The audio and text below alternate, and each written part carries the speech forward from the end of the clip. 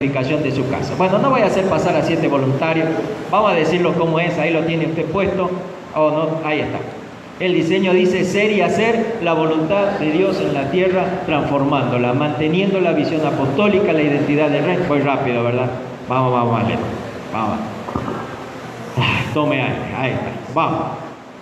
Ser y hacer la voluntad de Dios en la tierra, transformada, manteniendo la visión apostólica, la identidad del reino y una constante actitud de servicio, ejerciendo autoridad, transmitiendo el Evangelio e invirtiendo en discipulado todos los días de nuestras vidas hasta el fin. Estas 43 palabras nos guiaron desde ese año hasta ahora en cada momento que tuvimos que preparar la palabra, porque no es una revelación en el sentido de que va por encima de la revelación de Dios, no, simplemente es una manera didáctica de ver la revelación de Dios, para poder ayudar a que la edificación se haga de una manera concreta. Mire, una de las grandes cosas que están flaqueando en el cristianismo de hoy es justamente la doble cara que tienen los cristianos. Antes, cuando yo era chico, y con perdón de lo que voy a decir, pero no lo digo con una actitud de burla, ¿no? Sino lo digo más bien como una autocrítica. Pero cuando éramos chicos, mucha gente decía, nosotros refiriéndose al mundo cristiano evangélico, diferenciándose del catolicismo, decían, nosotros no somos como los otros. Nosotros no nos golpeamos el pecho y después vamos a hacer cualquier cosa. Pero sabe, se vivían tiempos, yo me acuerdo, de grandes cambios en las personas que iban a una iglesia evangélica, a una iglesia cristiana. Realmente eran personas diferentes.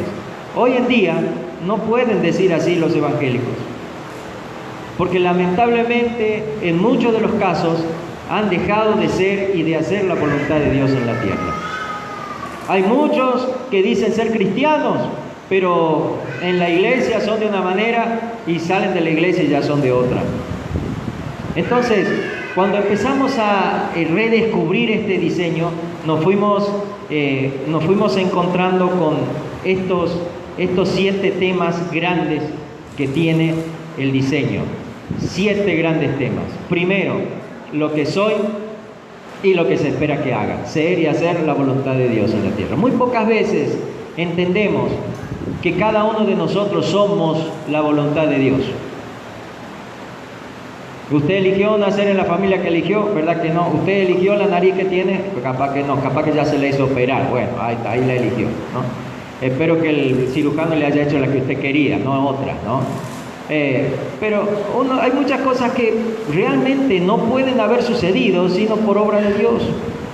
Y sabe una cosa, usted es la voluntad de Dios. Usted ha venido a esta tierra con un propósito de Dios. Pero no es solo saberlo, sino serlo y hacer lo que Dios quiere que hagamos. Cuando podemos entender esta verdad y darnos cuenta que la Biblia constantemente nos está enseñando que somos la voluntad de Dios. Juan capítulo 1, versículo 12 dice, ¿cómo dice? Mas a todos los que le recibieron, los que creen en su nombre, les dio potestad de ser hechos hijos de Dios. Estos no son, ¿qué cosa? No son por voluntad de hombre ni voluntad de varón, sino de Dios. Los hijos de Dios vienen por voluntad de Dios. No es que vos sos cristiano porque hiciste una oración y entonces yo ya recibí a Jesús. No. Esa es la parte didáctica de poder entrar en el cristianismo. Pero la verdad, podés hacer 10.000 oraciones y no ser cristiano. Uno llega a ser cristiano, llega a ser hijo de Dios por voluntad de Dios. Y si no aprendemos la importancia que tiene lo que somos, difícilmente nuestra conducta muestra lo que somos.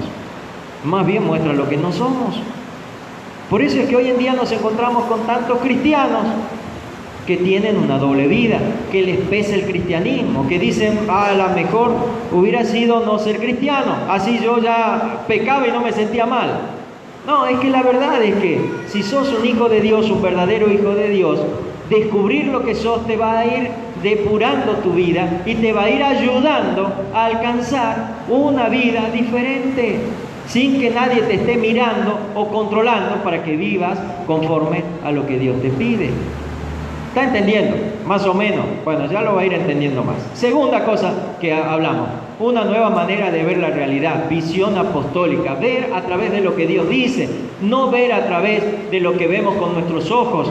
Tal vez a través de nuestros ojos vemos un problema sin solución, pero cuando vamos a la palabra de Dios siempre vamos a encontrar un consejo santo que nos va a sacar adelante del problema. Cuando vamos a Dios, vemos diferentes las cosas. Lamentablemente muchos cristianos no usan la visión apostólica, usan la visión de la familia que tienen y se vuelven pesimistas, amargados, gente que no avanza, porque ven la vida no desde donde Dios la ve, sino desde donde aprendieron a ver. Este diseño nos va a ayudar a descubrir nuestra identidad como hijos de Dios. Todos tenemos identidad, ¿verdad? Usted tiene DNI, ¿de cuál tiene? De la tarjetita, ¿sí? Bueno, ahí que dice, ¿quién es usted?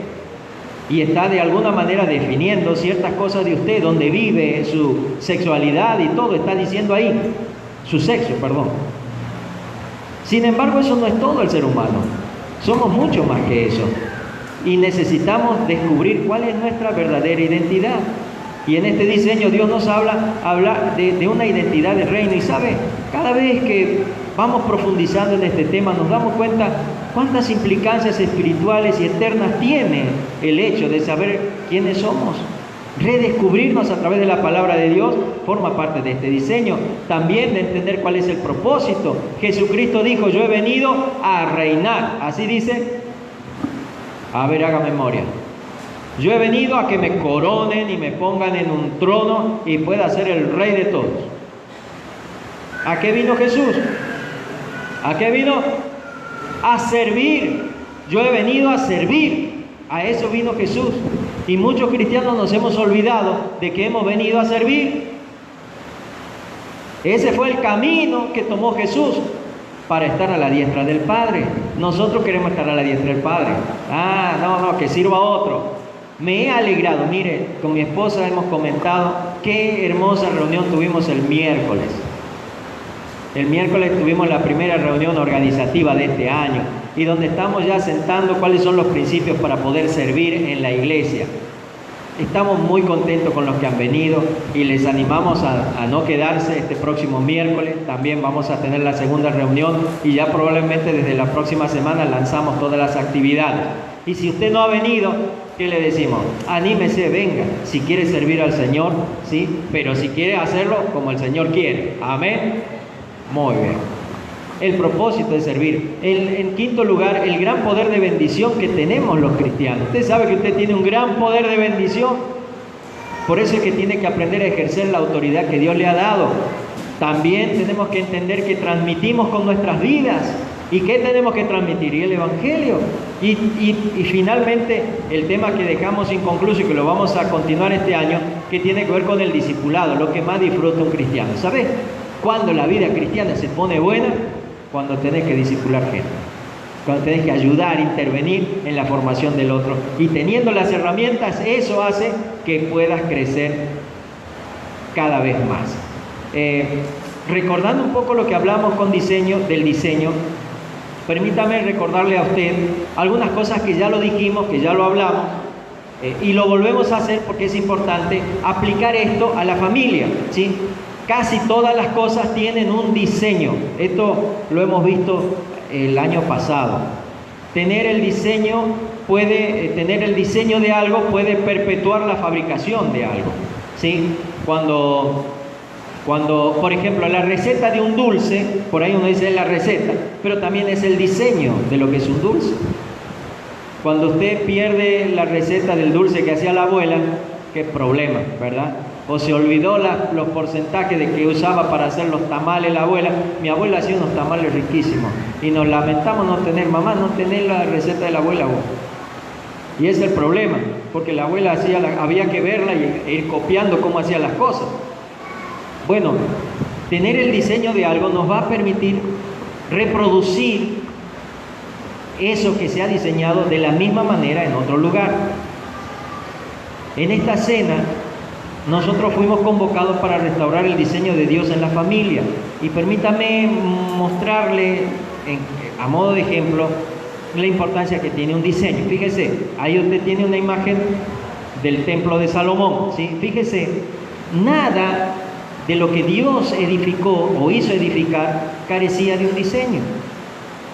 Aún las cosas que edificó Moisés, el tabernáculo, dice que Dios le mostró cómo tenía que hacerlo. Porque a Dios no le podemos ir con las cosas hechas a nuestra manera. Para Dios las cosas tienen que ser hechas a su manera. ¿Me está entendiendo? ¿Sí o no? Por ejemplo, tenemos otro caso ahí del diseño de una cocina, ¿sí? Uno dice, bueno, la cocina, ¿qué tiene que tener? La cocina tiene que tener la cocina y la pileta para lavar los platos, ¿verdad? No, pero nos falta otras cosas. ¿Dónde va a ubicar las cosas? ¿Dónde va a poner la ventana? No es sencillo y por eso es necesario un diseño. Y ahí tiene otros ejemplos más, la de un vestido, las mujeres. Ahora ya no se usa tanto la modista, ¿no? Pero antes todas se hacían los vestidos en la modista. Y no voy a contar de los celos que me daban las modistas, pero bueno, ya lo superé. El diseño de un auto, lo tiene ahí usted puesto. En la familia necesitamos un diseño. Y yo quisiera en esta noche que pudiéramos aplicar esto que nosotros tenemos como iglesia, lo pueda aplicar en su casa. Porque dígame, ¿usted cree que Dios no está interesado en edificar su casa? David en uno de sus salmos dice, si Jehová no edificare la casa, en vano trabajan los que la edifican. Y cuando hay problemas en la casa, problemas de relaciones, problemas en el matrimonio, problemas con los hijos, ¿no será que estamos edificando mal? Aún los problemas económicos que podemos estar pasando no tendrán que ver con que no le estamos dando lugar a que edifique nuestra casa. Entonces me gustaría proponerle a usted que en esta noche podamos incorporar ese diseño que tenemos en la edificación del templo de Dios, de la iglesia, de la casa espiritual que somos, poder ponerlo también en nuestras casas. ¿Qué le parece? Mire, si vos te fijas, ahí hay una placa, creo que es la última, que está en rojo.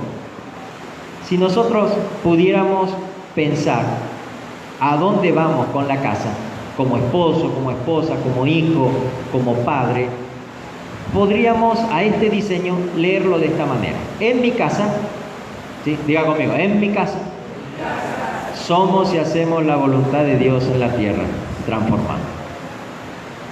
Fíjese qué importante es esto, porque muchas veces en la casa no somos la voluntad de Dios, somos lo que nosotros queremos. Y está entre lo que yo quiero y lo que la esposa quiere, y entre lo que los hijos quieren. Y si no hay acuerdo, nos agarramos de los pelos. Y entonces los que pasan por la casa escuchan y dicen, acá no deben venir, no deben vivir hijos de Dios, ¿verdad? Y para vergüenza, porque en muchos casos pasa así. ¿Y sabe por qué? Porque no se ha tomado la decisión. Josué, siendo ya viejito, les propuso al pueblo, porque andaban ahí entre que seguían a Dios y no seguían a Dios, le dijo, escojan hoy a quién van a servir. Si quieren ir detrás de los dioses, vayan, pero yo y mi casa serviremos a Jehová. Tenía incorporado él un diseño, en él ya estaba la decisión de ser lo que Dios quería que sea. Y en esto, permítame decirle, cuando en una casa no hay un propósito, las cosas no suceden. Muchas veces la esposa se queja del esposo y dice, mi esposo no me hace cariño, mi esposo parece que ni me ve. ¿Y sabe por qué pasa eso? Porque nunca se sentaron a decir cómo querían que sea el matrimonio. Y tal vez desde novio, ese novio que a veces se olvidaba de ir a verte, ya te estaba diciendo cómo él tenía diseñado el matrimonio. Y vos dejabas que él sea así y después ya en grande querés cambiarlo. Sí se puede, ¿no? Sí se puede. Así que no vaya a querer codearle a la esposa y decirle, ve, tenés que dejarme que sea así. No, no, sí se puede cambiar. Amén. Sí podés ser cariñoso, sí podés volver a ser diferente. Pero es importante que en la casa uno tenga un diseño. En esta casa, ¿qué hacemos? ¿Estamos de acuerdo con esto o no estamos de acuerdo con aquello? Pero tenemos que tener en claro, porque si no, cualquiera te hace cualquier cosa. Por ejemplo, en su casa, ¿quién se sienta en la cabecera? Nosotros tenemos mesa redonda, dice algo. Bueno, ¿quién se sienta en la cabecera? Nosotros en la casa teníamos, cuando éramos chicos, teníamos la mesa y se sentaba en una cabecera mi papá y en la otra cabecera mi abuelo. Y eso era sagrado, ¿sí? Nadie se sentaba ahí. Hasta que llegó una de esas personas que se llaman o se hacen llamar siervos de Dios y llegó a la casa y él se sentó en la cabecera. Y a mí ya me dio bronca porque es el lugar de mi papá. Y entonces, amablemente, no sé quién le dijo, acá está su lugar. Y él le dijo, yo soy el siervo de Dios y este es mi lugar. Bueno, nos dejó callado a todos. Porque en la casa, la verdad, nunca nos habíamos... Era algo que era como costumbre. Pero nunca habíamos dicho, no, che, acá en la casa, este lugar es el lugar del papá. Porque si hubiésemos tenido eso, le hubiéramos dicho a este hombre, discúlpeme, gran siervo de Dios y excelentísimo hombre, pero acá en esta casa usted no se va a sentar ahí, o si no se va a comer en otra casa. ¿Me está entendiendo? Porque nosotros teníamos un diseño, y al no tenerlo, pasó eso. Entonces tenemos que entender que si no tenemos en claro hacia dónde vamos como familia, nos va a pasar cualquier cosa. ¿Usted quién es en su casa? Nosotros somos los problemáticos del barrio.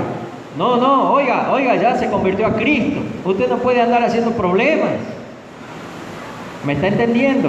Entonces fíjese qué importante es poder tomar el compromiso de decir, bueno, ¿cómo voy a hacerlo? ¿Cómo se va a perfilar mi hogar? Y le estoy proponiendo incorporar este diseño que el Señor nos dio en la iglesia a su casa. Amén. Entonces, en mi casa somos y hacemos la voluntad de Dios en la tierra, transformándola. Porque sabe una cosa, cada vez que usted hace la voluntad de Dios, usted está transformando algo. Cada vez que alguien le ha hecho algún daño y usted en lugar de responder con daño, responde con bendición, usted está transformando la tierra. Porque lo lógico es que si le hacen daño, usted le haga el doble, ¿verdad? Pero cuando usted responde con bendición, usted está transformando. Cuando alguien le ha hecho daño y usted toma la decisión de perdonar a esa persona, usted está transformando la tierra. Porque lo lógico es que no perdone. ¿Me está comprendiendo?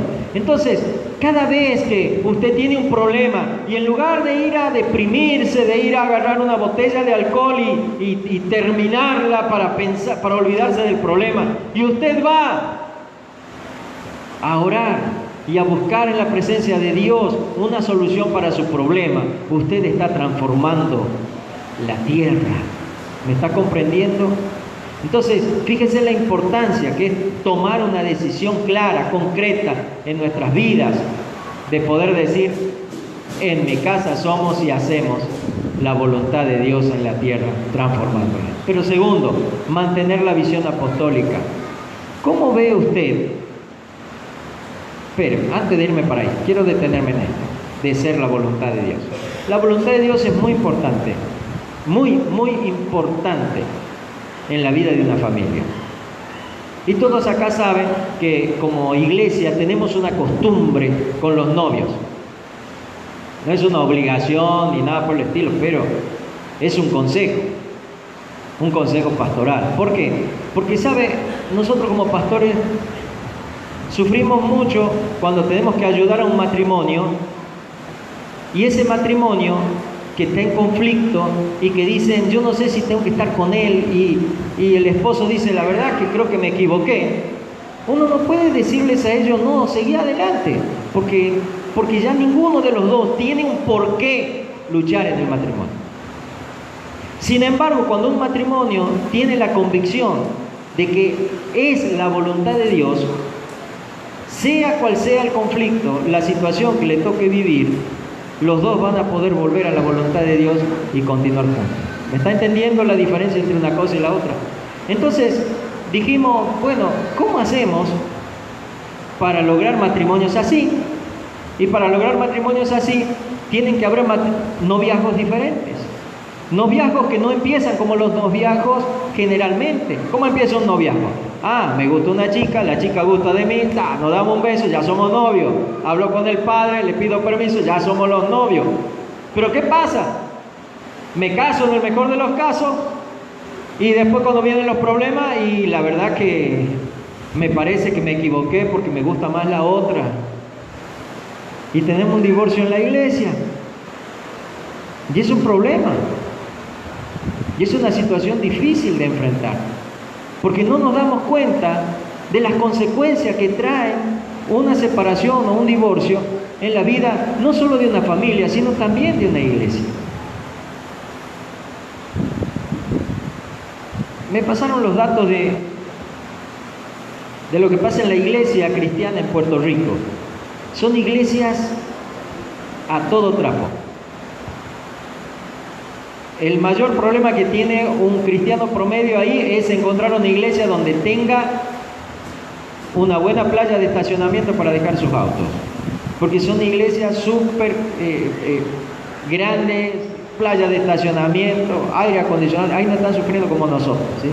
Tienen aire, tampoco tienen esta sillita de plástico, tienen una butaca que usted se duerme y vale la pena si se duerme, ¿no? Acá usted se duerme y capaz que se cae, ¿sí? Entonces, a mí me da miedo, por eso ya cuando veo a alguno cabeceando, digo, voy a ir a agarrarlo, no vaya a ser que se caiga, ¿no? Mira el piso que tenemos, allá alfombrado todo.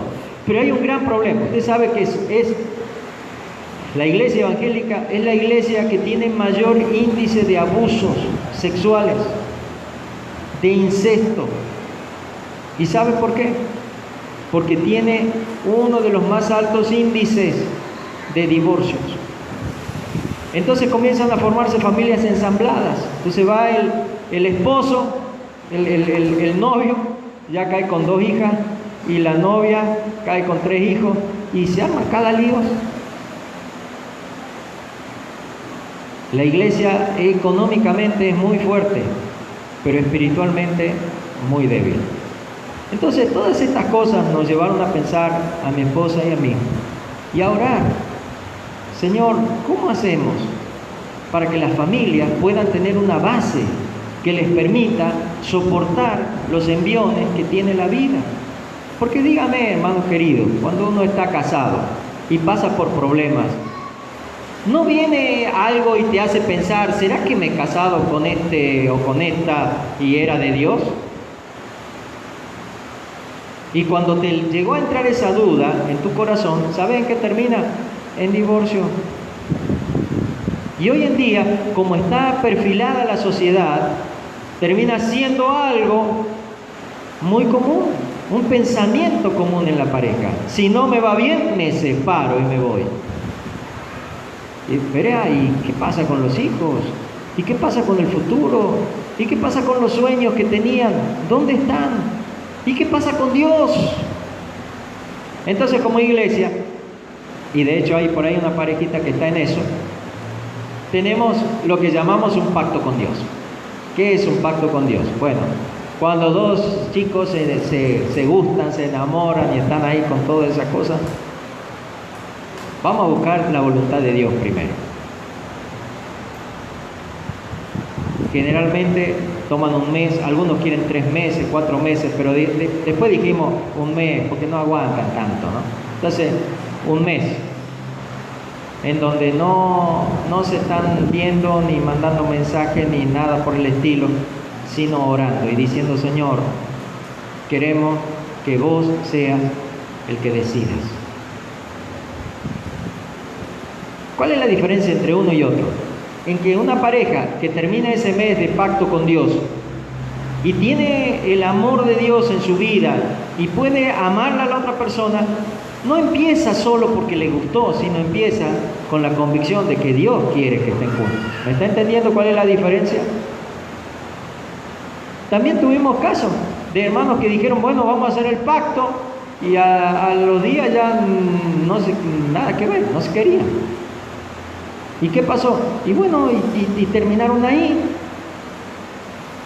Pero mire usted qué hubiera pasado si esa pareja hubiera empezado sin haber tenido algo de Dios que le diga, esta es la voluntad de Dios. ¿Me está comprendiendo? Entonces, una de las primeras cosas que necesitamos redefinir como parejas y como matrimonios es si somos la voluntad de Dios. Y es un tema serio, pero es el tema que va a permitir estar juntos, te va a permitir estar juntos, pase lo que pase. Pase lo que pase.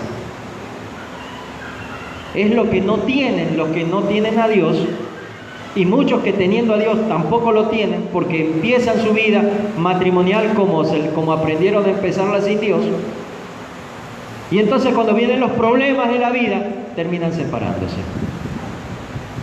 Entonces yo te pregunto, a vos que estás casado, ¿estás convencido que es la voluntad de Dios? Pues si estás convencido, empezá a hacer la voluntad de Dios y empezá a hacer lo que Dios dice. Dice, maridos, tengan zapateando a sus mujeres. ¿Así dice? ¿Cómo dice? Maridos. Se han olvidado las mujeres, así que no le voy a decir marido, estamos salvados, Mujeres, poca Biblia. Le doy la última oportunidad. Maridos, amad a vuestras mujeres. ¿Sí? Amad a vuestras esposas. Así como ¿cuál? Así como Cristo amó a la iglesia y se entregó a sí mismo por ella. Así que si vos querés saber si amás a esa chica, pensá, ¿entregarías tu vida por esa chica? Porque Cristo entregó su vida por la iglesia. ¿Vos pensás que amás a ese chico? ¿Entregarías tu vida por ese chico? La iglesia que ama al Señor es la iglesia que está dispuesta a morir por Cristo, así como Cristo murió por nosotros. Amén. El amor es algo muy especial en una pareja, pero cuando ese amor está cimentado en la voluntad de Dios. Amén. Entonces fíjate qué importante es poder decir, aquí en mi casa somos y hacemos la voluntad de Dios. Porque cuando puedo tomar conciencia que soy la voluntad de Dios, que mi matrimonio es la voluntad de Dios, entonces las cosas se pueden corregir cualquiera sea. Amén. Pero seguimos adelante. En una casa necesitamos aprender a ver. ¿Por qué? Porque si los dos le tienen miedo a las arañas y aparece una araña, van a salir corriendo. Si los dos le tienen miedo a las ratas, cuando aparezca una rata van a salir corriendo. Al menos uno tiene que ver diferente. Al menos uno puede decir, yo la piso a la araña y se terminó. O yo le pongo una trampa a la rata y la mato. ¿Me está entendiendo? Entonces, tenemos que tener visión apostólica. Tenemos que aprender a ver como Dios ve las cosas, no como nos enseñaron a ver. Y para poder tener visión apostólica, tengo que aprender a escuchar lo que Dios me dice en la Biblia. El apóstol Pablo decía, no mirando las cosas que se ven, sino las que no se ven. Porque las cosas que se ven son temporales, pero las que no se ven son eternas. Amén. ¿Cuántos se han dado cuenta que en el matrimonio físicamente vamos cambiando? ¿Verdad que vamos cambiando, no? Que te aparecen unas cosas blancas, que uno a veces ya no se levanta como se levantaba antes, que te duelen las articulaciones y tantas cosas. Bueno, ya te va a llegar, ¿no? Ya te va a llegar, que llega con los años. Y entonces, en lugar de ver a tu esposo o a tu esposa, che, qué vieja que está, ¿qué tenés que aprender a ver? Las cosas que no se ven. Porque las cosas que se ven son temporales, las que no se ven son eternas. Y qué lindo es cuando uno puede ver en la esposa las cosas que no se ven. Porque si usted la ve linda por fuera, yo la veo las cosas que Dios ha puesto en esta mujer. las cosas que son eternas, las cosas que le dan sentido al que estemos juntos. ¿Me está entendiendo? Y eso no se ve. Cuando nosotros tenemos que tratar con nuestros hijos, es importante no ver las cosas que se ven, porque tal vez uno en un hijo ve lo desobediente que cómo puede ser que haga esto, que cómo puede ser que haga aquello.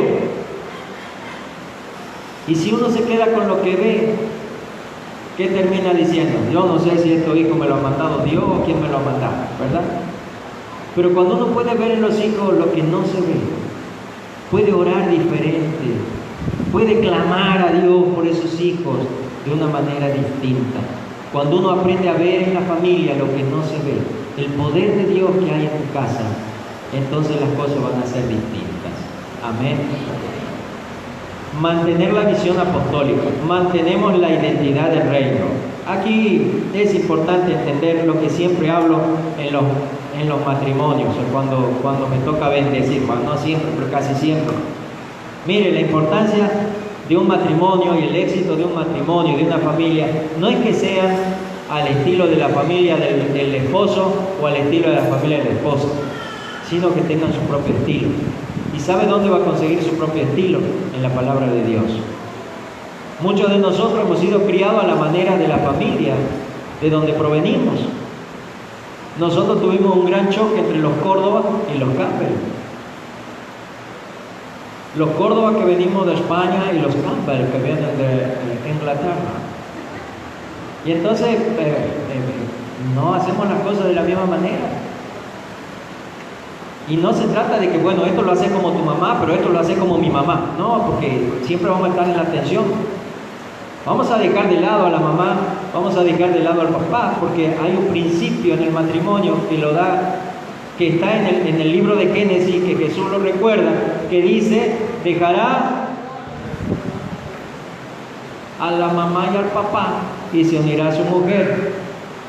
Y dejar al papá y a la mamá no significa que te va a vivir lejos, porque hay muchos que se van a vivir lejos, pero están ahí, ay mamá, ¿qué hago? Ay papá, ¿qué hago? Ya han crecido. ¿Estás comprendiendo?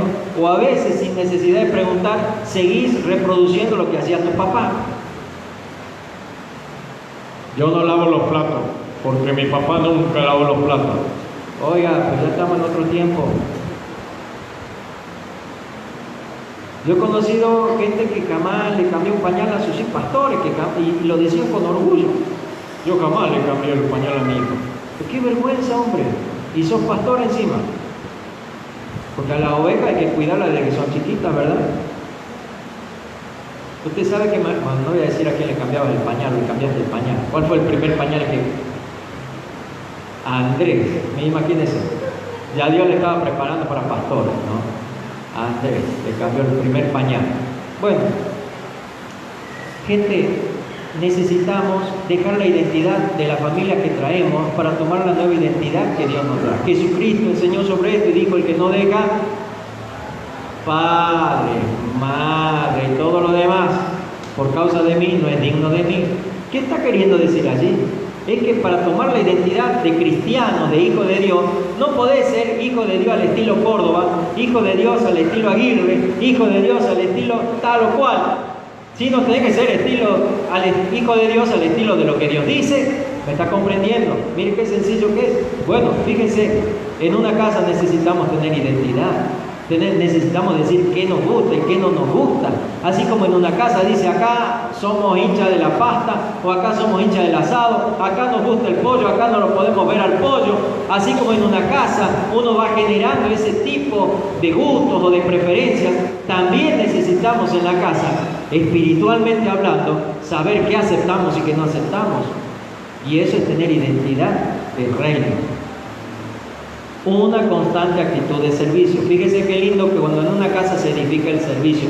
No hay mejor cosa, dígame, si no hay mejor cosa para un padre, escuchar que los chicos están lavando las cosas. Y uno dice, voy a ir a la cocina y no voy a ir a una zona de guerra, sino a una zona de armonía y paz, ¿verdad?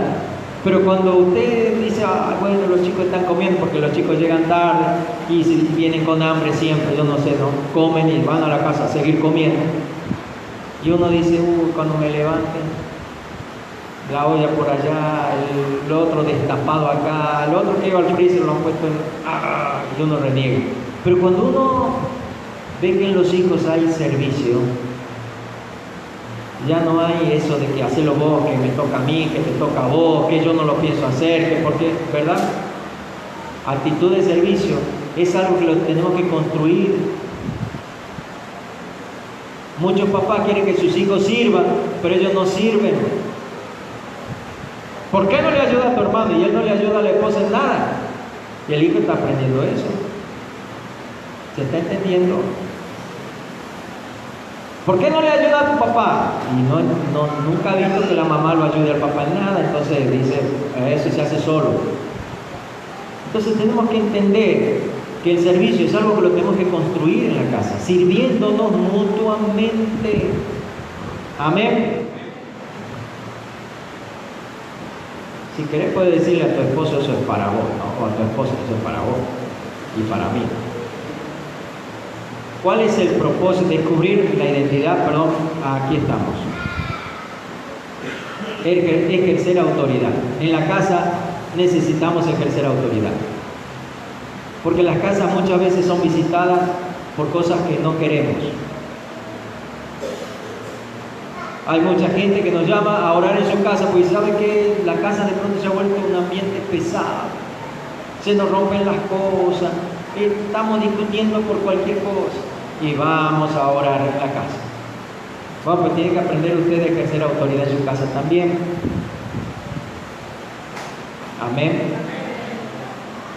Ejercer autoridad empieza con aprender a creer en la autoridad que el Señor nos ha dado a todos. Amén. Porque usted tiene que aprender a correr lo que está mal en su casa. Ejercer autoridad es aprender a decir, en esta casa va a suceder esto y tiene que suceder. En esta casa no vamos a permitir aquello y tiene que usted mantenerse firme en lo que ha decidido de parte de Dios hacer. Ejercer autoridad es algo muy importante en la familia. Los hijos tienen que aprender que los padres no son amigos, son autoridad. Que podemos parecernos a los amigos, pero que no somos amigos. A los padres se los trata con respeto, con honra, se los obedece, no se les anda discutiendo. Eso se edifica, porque los chicos no nacen creyendo eso. ¿Verdad? O yo tengo hijos raros, a mí me tocaron los marcianos y a usted le tocaron los... Los hijos no nacen sabiendo eso, van aprendiendo. ¿Y cómo van aprendiendo? En la medida que el padre va edificando y la madre van edificando esos conceptos en los hijos. La autoridad que tenemos la necesitamos ejercer, transmitir el Evangelio. ¿Qué transmitimos en la casa? Si son hinchas de River, ¿qué transmiten en la casa? Los partidos de River, ¿verdad? Y cuando gana el River sacan la bandera del River a la ventana y todo lo demás. Bien, perfecto, está bueno eso. Pero no sos cristianos también. ¿Y cómo haces para transmitir lo que sos? De alguna manera lo tenés que transmitir. Pero nunca lo hemos edificado en la familia. Entonces los hijos muchas veces tienen vergüenza de la identidad de cristiano. Pero tenemos que aprender que tenemos que transmitirlo y que no es malo y que es bueno aprender a ser como tenemos que ser. Y finalmente, en una familia necesitamos ser discipulados. Ser discipulado tiene que ver con aprender las enseñanzas de Jesús. Y si no estamos prontos para enseñar las enseñanzas de Jesús, ¿cómo vamos a crecer en la vida? Mi padre tenía la costumbre a todos los nietos que ha podido conocer y hablar, siempre les estuvo hablando de historias de la Biblia, discipulándolos, eso es discipular, enseñándoles de la palabra, contándoles una historia a partir de esa historia, enseñándoles algo. Pues tenemos que hacerlo con nuestros hijos, tenemos que enseñarles. Tenemos que enseñarles, tenemos que discipularnos, tenemos que aprender a decir, esto que estás haciendo está mal, el camino no es por ahí, es por acá, entre los esposos, porque eso es bueno. Ahora, esta cena a la que hemos venido hoy, tiene como propósito restaurar este diseño en nuestras familias. Y yo quiero animarle a que usted pueda ser de esas familias que toman la enseñanza y la ponen por obra en su casa. Que ustedes puedan ser un matrimonio, una familia, en donde empiezan a incorporar en la vida diaria y cotidiana de su casa estos 7 principios. Ser y hacer la voluntad de Dios en la tierra. Mantener la visión apostólica, la identidad del reino. Tener una constante actitud de servicio unos por otros, ejerciendo autoridad, no dejando que lo malo se meta en su vida, sin ofrecer resistencia. Transmitan el Evangelio en su casa. El Evangelio es el poder de Dios. Cuando hay un problema, usted tiene que buscar a Dios, tiene que solucionarlo, tiene que saber que los problemas que se nos presentan no son para aplastarnos, son para que los superemos, son para que nos levantemos y en el nombre de Jesús podamos alcanzar la victoria. En su casa tiene que haber un ambiente en donde haya discipulado, donde haya enseñanza, donde vayan creciendo en las cosas de Dios. Amén. ¿Está dispuesto a hacerlo?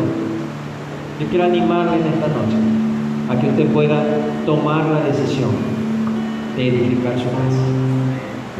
Amén. Dice el salmista: si Jehová no edificare la casa, en vano trabajan los que la edifican.